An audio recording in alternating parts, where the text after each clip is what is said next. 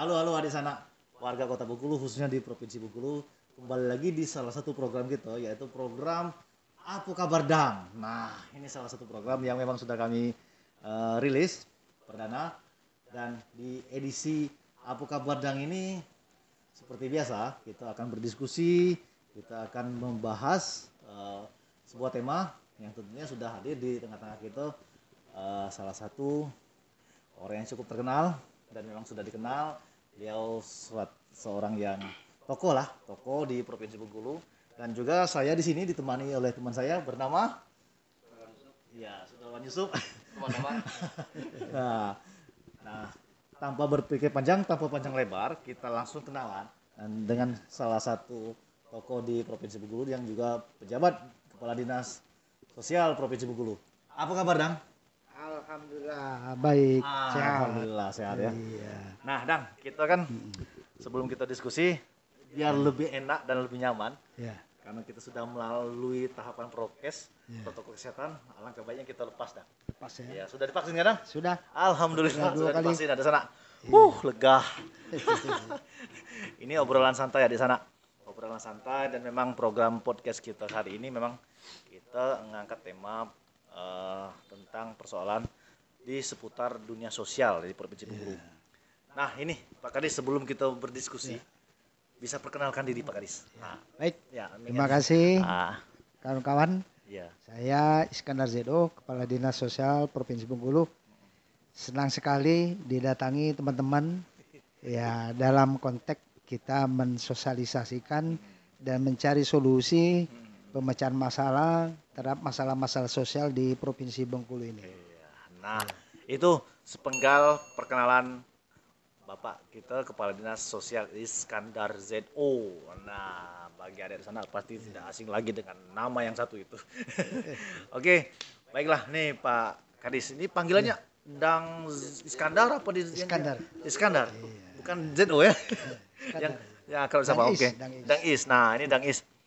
Ngobrol-ngobrol by the way anyway, kan kita juga banyak mendapat masukan masyarakat baik di media sosial, di di grup-grup WhatsApp itu kan, tentang terkait dengan keluhan masyarakat tuh terbanyaknya anak-anak manusia silver, ya kan, bahkan tidak jarang melibatkan anak di bawah umur nih.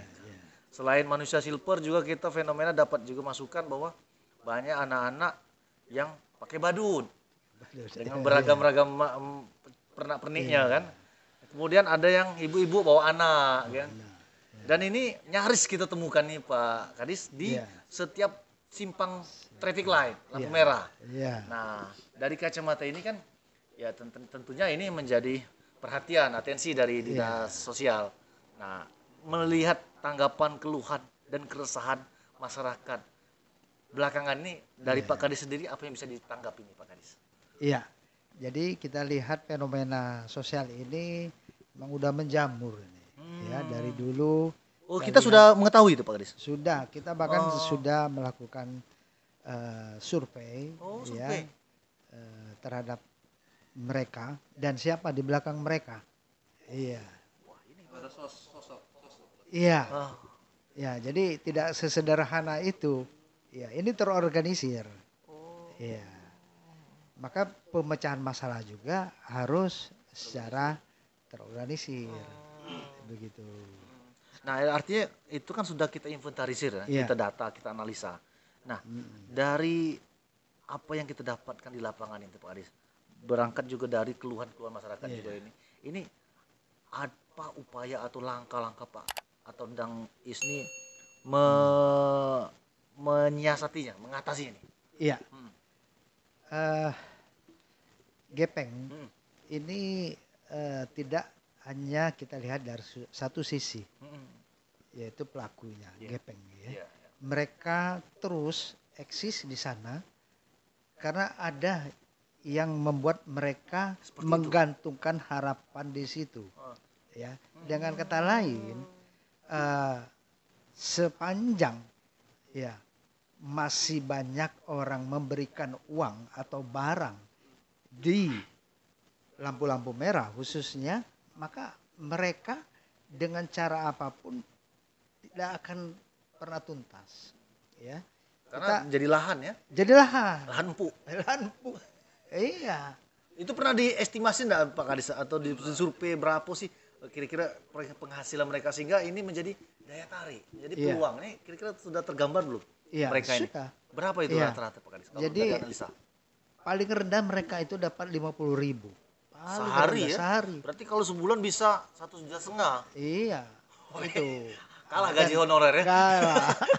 Cuman mangkal di simpang. Mangkal situ. Ya. Itu minimal ya Pak? Minimal. Bahkan mereka kalau mau dekat hari Lebaran itu bisa 200-300 ribu. Sehari. Wow. Iya. Ini fenomena yang harus jadi carikan pemecahan ya. Iya. Nah ini Pak Kadis, Dang Is, kalau seperti itu, Dang Is, kalau dibiarkan sebenarnya efeknya apa sih, Pak? Iya. Dang Is, kalau melihat seperti itu, kalau kita biarkan atau mungkin ya kita masa bodoh atau tutup mata nih, Pak Kadis. Iya. Dang Is. Yang jelas kita malu dengan orang yang datang ke Bengkulu. Kalau sebuah kota atau kabupaten itu banyak gelandang dan pengemis, ya berarti kan kita mendapatkan penilaian yang kurang baik, ya. Image-nya kurang baik, gitu kan. Sementara kita bisa mengatasi masalah itu dengan cara yang terhormat. Ya. Apa itu Pak? Ya. Jadi yang sekarang kalau saya melihat sejak dari dulu teman-teman dinas sosial termasuk Satpol PP ya sudah melakukan tindakan, melakukan razia, ya, ditangkap mereka kan, tapi dilepas kembali. Efektif tidak itu? Nah itu sangat tidak efektif. Nah, uang negara banyak keluar, habis, tapi persoalan tidak selesai. Persoalannya tidak selesai. Nah artinya ada benang merah di situ. Iya. Nah, apa ini kalau dari analisa, ya, Pak? Jadi solusinya? Ya itu harus dibuat regulasi, ya buat perda larangan memberikan uang dan barang di lampu-lampu merah. Nah, setuju jadi, nih. Sepanjang tidak ada lagi yang memberikan uang dan barang. Artinya lapas dengan sendiri akan hilang. Akan hilang. Jadi kita pendekatannya manusiawi. Kalau sekarang ditangkapin mereka kan. Ya, dikejar-kejar itu kan nanti ngulang lagi. Nah ini tidak efektif. Nah justru kita berharap teman-teman di DPRD Kabupaten Kota ya ini bisa menjadi hak inisiatif mereka. Artinya kita mendorong untuk wacana perda larangan memberi uang dan barang di lampu merah. Iya. Kalau di panti silakan. Bagus. Basnas lebih bagus. Bagus, karena memang ada wadahnya. Ada wadah dan yang benar. Terorganisir. Jelas. Berbadan hukum. Bisa dipertanggungjawabkan. Iya. Nah ini. Artinya kan kalau kita perda itu kan berarti ada efek samping kan. Tadi dikatakan bahwa itu suasana yang empuk sekali. Artinya kalau ada perda, mereka kehilangan pekerjaan. Adakah yang dipikirkan alternatif mereka itu? Iya. Jadi sekali lagi setelah kami selusuri, mereka ini melakukan itu karena ada yang mendorong di belakang, ya, bukan dari mereka sendiri, tapi ada yang menggerakkan dan mencari, ya, dan harus kami melihat, maaf, ada salah satu tunanetra yang rajin di lampu-lampu merah, dia punya rumah bedeng loh. Wow. Punya rumah sendiri? Punya rumah bedeng. Nah, jadi solusinya kita kan tidak ingin wajah kota kita ini dihiasi oleh gepeng, ya. Dicemari lah ya. Dicemari. Ya. Nah, dengan adanya perda larangan memberikan uang dan barang di lampu-lampu merah, mereka ini nanti tidak akan lagi berada di sana mengganggu pengendara. Perda itu sudah disampaikan belum? Belum. Ini wacana. Kita wacanakan. Nah, tinggal lagi nanti kawan-kawan lempar kan ini ke DPRD kota. Ini salah satu solusi. Iya. Tadi kalau kita tindak, kita razia, seperti itulah Seperti siklusnya. itulah siklusnya uang. Gepeng itu tidak main zona berarti gepeng. Apa? Karena lampu merah kan main zona, ada zona Iya. provinsi, ada zona kota, tidak berarti. Tidak Tidak ya. Kalau gepeng berarti keseluruhan. seluruh. Ya. Lah aneh, itu kan lampu merah punya provinsi, uruslah dengan provinsi. Tidak. Nah, artinya Tidak kan ada. karena wacana perda ini kan memang diharapkan kabupaten kota juga harus peka. Karena persoalan gepeng ini kan tidak hanya terjadi di wilayah provinsi di dalam kota, tapi di seluruh kabupaten mungkin banyak Ada. dijumpai. Banyak Meskipun populasinya Iya. populasinya beragam. Beragam. Nah, Yang paling banyak di kota. nah, aja. Iya. Nah, artinya, nah ini bagaimana nanti komunikasi nih Pak Kadinsos, karena kan cerminan provinsi ini kan baik tidaknya tergantung di kota. Iya. Nah, ini bagaimana sinkronisasi atau komunikasi dan koordinasi pemerintah provinsi dengan pemerintah kota ini? Iya. Yang jelas dengan acara podcast ini itu menjadi bagian dari untuk membuat sebuah kebijakan tuh diawali dengan isu. Ya wacana. Ya, ini kan isu yang kita lemparkan ya. Nanti itu akan direspon oleh teman-teman di DPRD. Ya. Nah, sekarang kita berharap dengan teman-teman DPRD Kabupaten Kota, khususnya pemerintah Kabupaten Kota, menangkap ini sesuatu yang bersifat solutif. Ya. Solutif Ya, jadi dengan adanya larangan ya memberikan uang dan barang di lampu merah, maka tidak lagi lampu-lampu merah di persimpangan itu dihiasi oleh gepeng, silverman, badut-badut yang mengeksploitasi anak. Ya.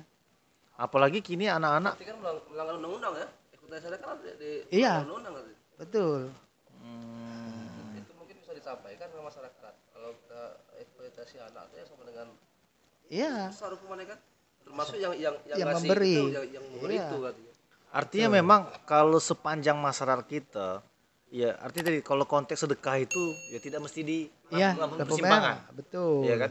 Banyak wadah-wadah yang jelas tepat di sekitar lingkungan kita banyak. Banyak panti asuhan, Basnas, ya, atau di pesantren-pesantren. Itu lebih produktif. Nah, bahkan ini kemarin kami sempat kunjungan di lapas nih, Pak Kadis, Kang Is, bahwa di lapas itu ternyata mereka tuh aware, bisa menerima bantuan. Karena ternyata napi-napi di dalam lapas itu kan ya mereka kan makan juga kan ala kadar nih, mau tanda kutip makanannya monoton, mungkin nggak sewah di luar penjara. Nah mereka membuka diri, jadi dari pihak lapas tuh kalau masyarakat pengen nyumbang makanan, ya kami kami buka diri gitu. Nah artinya mereka ini kan bisa dijadikan tempat untuk menyalurkan amal jahiriah yang dimiliki oleh masyarakat. Tidak mesti harus simpang nih Pak Adis. Nah ini benar Iya, betul. Jadi sekarang kita bagaimana mengedukasi masyarakat, terutama yang memberikan uang dan barang itu, bahwa dengan kita memberikan uang dan barang di simpang-simpang, di lampu merah, itu justru menimbulkan masalah baru.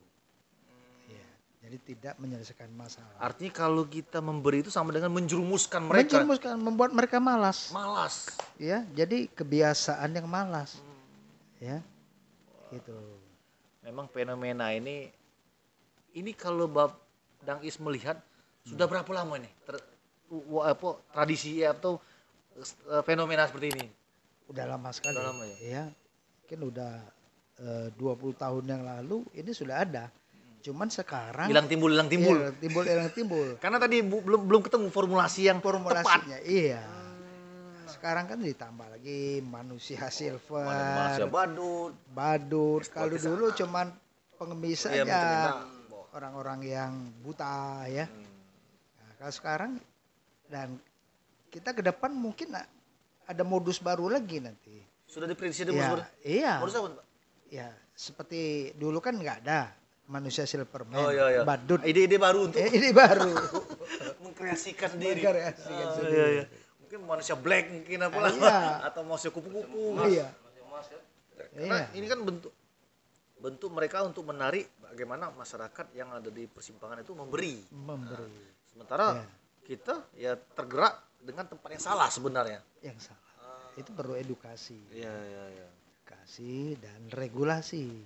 Nah kan ini Dang Is, kalau kita wacanakan ini kepada para pemangku kebijakan Ya. untuk menangkap sehingga apa yang menjadi persoalan problematika fenomena gepeng yang makin menjamur manusia badut dan eksploitasi anak dengan di persimpangan ini pasti wacana perda ini kan ada tahapan-tahapan. Ya. Artinya mulai dari mungkin peringatan segala macam sampai pada endingnya pada sanksi. Ya. Nah, artinya bagi masyarakat yang nekat juga memberi. Iya. Nah, kira-kira seperti apa bentuk-bentuk sanksinya atau gambar itu tergambar belum? Ya. Nah, Sanksi itu yang jelas, yang efektif dan menyelesaikan masalah, ya. Jadi bagi yang memberikan uang dan barang setelah keluarnya perda, berarti mereka akan melanggar perda, ya. Nah itu mereka didenda. artinya gini Pak Gadis, sama dengan sekarang lagi gencarnya perda larangan buang sampah. Ya. Tangkap buang sampah, sanksi. Iya. Kan? Itu seperti itu Pak Gadis. Betul. Cuman beda kemasan aja ya. Kemasan. Sistemnya sama. Sama. Artinya memang melarang masyarakat untuk kebaikan. Betul. Karena Untuk kebaikan. dampaknya kalau menjamur gepeng manusia silver atau badut, ini image yang buruk. Iya. Image Provinsi Bengkulu. Image Ternyata Provinsi banyak orang tidak mampu. Apalagi Ya. kalau semakin banyak itu kan berarti semakin berebut lapar nanti itu akhirnya. Berapa? Ya, Ada masalah konflik nanti. sosial baru. Iya. Ada kasus-kasus yang petujahan di Simpang Sekip beberapa yang lalu kan mungkin karena itu kan salah satu. Betul. Mungkin. Karena Dan itu mereka harus cepat gesekannya ya di lampu merah itu ada persaingan. Ya, persaingan usaha. Ya, yang tadinya mereka dapat 50, sejak ada masuk yang baru ini mungkin tinggal 20. Atas 10 atau tidak sama sekali. Koordinasinya antara kota dengan provinsi bentuknya seperti apa dalam menangani masalah sosial ini? Ya, jadi ada kewenangan ya untuk penanganan gepeng itu di kota A, dalam hal ini dinas sosial. Kita koordinasi terus. Bahkan saya sudah mengundang kadis sosial yang baru Ibu Ros Mayeti. Oh sudah. Sudah. Gimana Ya, di ruangan ini kita diskusi. Ada nggak konsep dari kadis sosial menangani gepeng? Nah, mereka belum dapat jawab, belum dapat formula ya karena masih baru, itu alasannya kan. Ya, saya bilang itu suatu pekerjaan yang saya siap kalau kita masih menggunakan pola razia. Setuju. Satu segmen kita. Situ. Mungkin nanti dengan tayangan podcast ini menjadi semacam inspirasi inspirasi dan edukasi bagi khususnya mungkin dinas sosial kota yang mungkin mau tahu lebih detail seperti apa konsepnya. Ini ada di diskusi kita ini sudah kita pelan-pelan kita preteli. Tadi yang menarik tadi ada sosok belakang itu seperti apa sosok itu? Aktor. Iya, mereka masing-masing punya aktor. Ya. Yang penggerak. Seperti anak kecil yang pakai baju badut. Itu ada sewanya itu. Iya, bayar dia pakai baju badut. Ada dikondisikan. Ya, saya minta teman-teman media untuk mendalami itu. Siap itu. Iya. Kita akan seperti manusia silver itu mau beli cat itu modal. Ya, ada setoran mereka. Ya. Yang enggak punya modal itu cuman yang cacat aja yang itu. Ada modal kaki dilipat. Kaki dilipat. Itu modus, bukan modal. Modus. Jadi memang cukup menggelitik nih masalah. Jadi mungkin kita berharap juga masyarakat juga akan melek bahwasanya memang wacana perda larangan memberi uang dan barang di persimpangan lampu merah ini efektif sebenarnya. Dan ini akan kita edukasi dan akan kita gaungkan bahwa memang wacana ini bukan sekedar wacana kosong belaka, tapi memang berisi dan tujuannya jelas. Bahwa bukan kita tidak kasihan dengan mereka, bukan kita benci dengan mereka, tapi ketika kalau kita memberi, jadi kita ikut menjerumuskan mereka ke jurang yang salah. Nah, Dan ini ketika ini nantinya ending kalau nanti akhirnya diterapkan nih, Iya. mereka yang ini kan akan mengalami ancaman, artinya tidak ada lapak lagi. Iya. Ini terbayang nggak formula apa nanti nih Pak Dangis? Kalau Iya. melihat? Jadi kita itu punya panti asuhan. Oh, ada panti. Panti asuhan anak, panti asuhan lansia, itu bisa kita masukkan. Kita masukkan di panti asuhan, nanti kan dididik, makannya ditanggung selama 3 kali sehari, ya. Kebutuhan dasarnya, kebutuhan kesehatannya dipenuhi, dibiayai oleh negara. Oh, jadi itu mungkin yang pelaku terima, mungkin yang pelaku yang tidak terima mungkin yang sosok tadi itu yang lebih bahaya karena ada modus baru nanti kan. itu harus disanksi nih yang mereka nih. Iya. Iya kan? Yang penggerak ini. Penggerak itu ya harus disanksi. Iya, ini mungkin betul, di perda itu dibunyikan. Setuju. Dibunyikan ya. Iya, yang mereka yang korban-korban ini dibina. Iya, Yang dibina. aktor-aktor dibina. Kalau dibina. Bukan berarti yang mereka aktor di lapangan mereka enggak punya orang tua, bahkan ada yang lari dari rumah seminggu lari dari rumah ditemukan jadi manusia silver.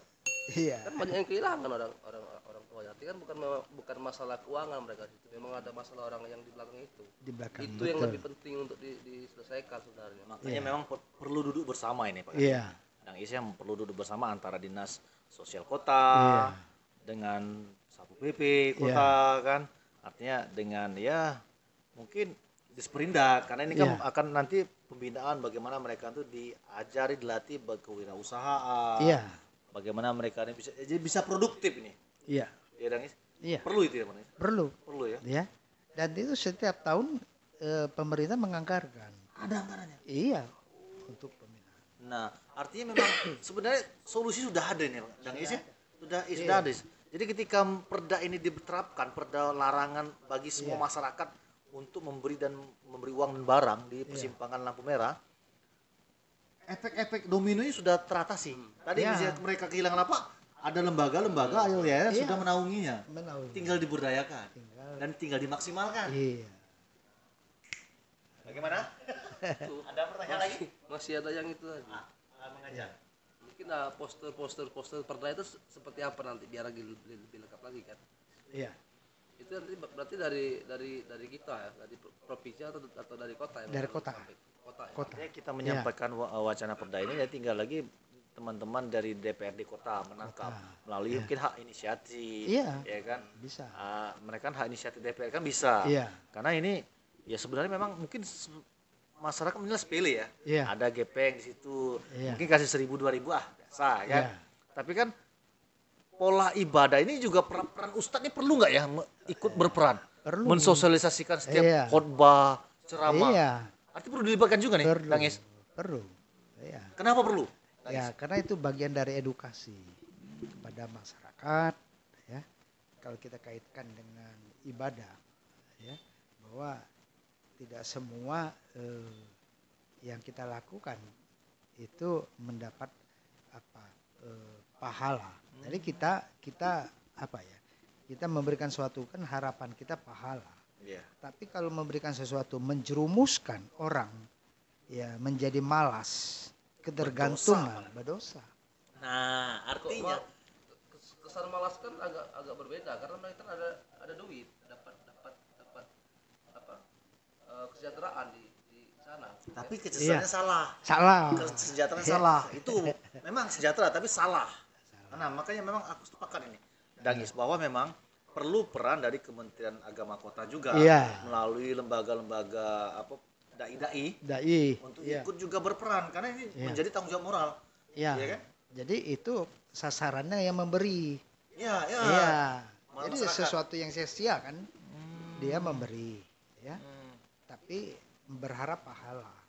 Tapi kalau itu membuat orang malas, ya, itu sesuatu yang sia-sia. Iya. Nah, ini perlu disampaikan oleh dai-dai kita. Ada apalagi mereka Berarti perlu duduk satu meja antara dinas sosial dan Kementerian Agama juga mungkin ada melibatkan aparat penegak hukum ya biar lebih tegas lagi sanksi yang akan ditetapkan. Ya, kalau aparat penegak hukum ketika perda itu sudah disahkan. Ya. Itu Dan juga ada peran Satpol PP nanti ya. Iya, Satpol Selaku PP, penegak perda. Dan di belakang di Satpol PP juga ada pendukung, Pendukung. Polri, Polri yang backup. Iya. Nah, pas jadi skema ini sebenarnya solusinya sudah terrangkum nih. Iya. Bagaimana penyelesaian dari persoalan ya. Iya. Penyelesaian dari persoalan sudah terjabarkan. Tinggal lagi bagaimana keseriusan. Keseriusan. Komitmen, ya kan, komitmen bersama untuk mengatasi persoalan ini sebenarnya. Karena kalau kita biarkan, ya tadi, apalagi cuma kita berkoar-koar kota wisata segala macam, apalagi bahagia. Nah, Itu bahagia berarti dapat disejahterakan bahagia. nah, artinya kan apalagi sejalan dengan adanya program Bengkulu Kota Bahagia. Ini kan juga harus menjadi tantangan pemerintah kota. Bagaimana ya menjawab itu. Iya. Jadi artinya kita siap nanti mengakomodir ini. Iya. Tapi kita melihat dulu ya bagaimana respon mereka. Karena kan secara teritorial mereka punya wilayah. Betul. Kita cuma memberikan formulasi seperti ini loh untuk mengatasinya. Iya. Tadi kan mungkin sudah sempat diskusi sebentar kan dengan kadis yang baru kan. Iya. Mereka juga belum, karena mereka masih baru, tapi mudah-mudahan dengan tayang ini adik-adik sana bisa memberikan solusi yang terbaik karena tidak ada yang dirugikan. Iya. Jadi semua tahapan-tahapan ini kayaknya sudah terjawab, sudah terkupas oleh Dangkis ini. Luar biasa Dangkis ini. Nanti saya harapkan kawan-kawan di media, ajak teman-teman di PRD itu untuk melihat di lapangan. Sidak bila perlu. Sidak. Bila perlu kita bawa ke orang yang mengorganisir. Langsung telusuri ya. Telusuri. Jadi itu menjadi sebuah fakta bahan nanti ya bahwa perda itu segera harus kita buat. Tapi kan di dalam undang-undang dasar kan anak-anak telantar dan fakir miskin anak telantar kan dipilih oleh negara. Itu seperti apa bentuk itu? Ya itu tadi negara menyediakan ya panti asuhan anak, panti asuhan lansia, panti asuhan tunas sosial. Di situ pasal 34 tadi. Itu. Jadi bukan di lampu merah. Nah, itu masalah malah. Masalah. Sudah? Sambil terangkum? minum. Iya, sambil minum. Iya, sambil minum. Ayo. Nah, jadi adik-adik sana, ini obrolan santai yang memang santai tapi bermakna dan bisa menjadikan solusi bagi semua para pemangku kebijakan di masing-masing wilayah kabupaten kota. Karena fenomena gepeng ini tidak hanya menjadi masalah di kota saja, tapi di kabupaten kerap ditemukan. Meskipun memang tingkat populasinya bervariasi. Dan itu menjamur ketika bulan puasa dan lebaran. Nah, ini kan belum ada regulasi, artinya perda itu belum akan disiapkan. Jadi langkah-langkah sebelum itu apa? Apakah ada yang kita pikirkan untuk disebarkan ke kabupaten kota? Ya, itu tadi. Ya, saya senang sekali dengan podcast ini kita memberikan informasi solusi. Ya. Ini yang kita tuntut ya secepatnya. Karena model penyelesaian selama ini tidak menyelesaikan masalah. Gitu. Mungkin karena tidak tepat. Karena sanksi tangkap sudah tuh di data sudah. Besok 1-2 hari ngulang lagi. Dan nampaknya beberapa waktu yang lalu kan tahun apa bulan ada yang dilaksanakan oleh Basnas Kota itu kan mungkin aku sangka lah efektif kemarin, ternyata serang berapa lama itu kembali lagi mereka. Jadi harusnya bagaimana tindakan seperti itu? Ya sebenarnya kita sudah melihat bahwa ada unsur di luar pemerintah. Basnas sudah mengambil alih ya yang menjadi bagian tugas dari pemerintah. Tapi sekali lagi karena metodenya tidak efektif, ya jadi habis saja uang itu kan. Nah ini sia-sia. Masih menjamur. Artinya memang tidak efektif. Makanya mungkin analisa SWOT itu bagus sebenarnya kan. Nah, oke lah. Adik-adik sana, warga Kota Bengkulu dan khususnya Provinsi Bengkulu yang sudah menyaksikan channel video ini, diskusi kita sudah cukup alot dan lengkap dan detail terkait dengan masalah dan solusi menjamurnya gepeng kalangan badut dan Silverman. Nah, ini kalau ada sana yang nonton video ini sudah tidak asing lagi topik kita nih karena sering kita bersinggungan.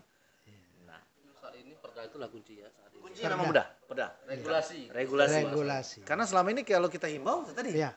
himbau juga mengeluarkan biaya juga kan, Mengular biaya. membuat pamflet segala macam, masang itu membayar informasi segala macam. Tapi hasilnya outputnya Iya, tidak efektif, nol. Nah, makanya dengan perda ini mengikat. Ya sama kayak perda sampah awal kan imbauan jangan larang. Bahkan yang buang sampah di sini apalah kalimatnya sudah sarkasme bener kan. Nah, tapi buktinya tidak. Nah, bahkan bisa dicontoh juga bagi yang nangkap, warga yang menangkap orang yang memberikan uang atau barang bagi gepeng dikasih hadiah yang merekam itu. Sama kayak sayembara kan, nangkap buang sampah dapat hadiah 1 juta misalnya kan. Iya kan? Jadi masyarakat juga ikut mengontrol. Ikut mengontrol. Terpanggil.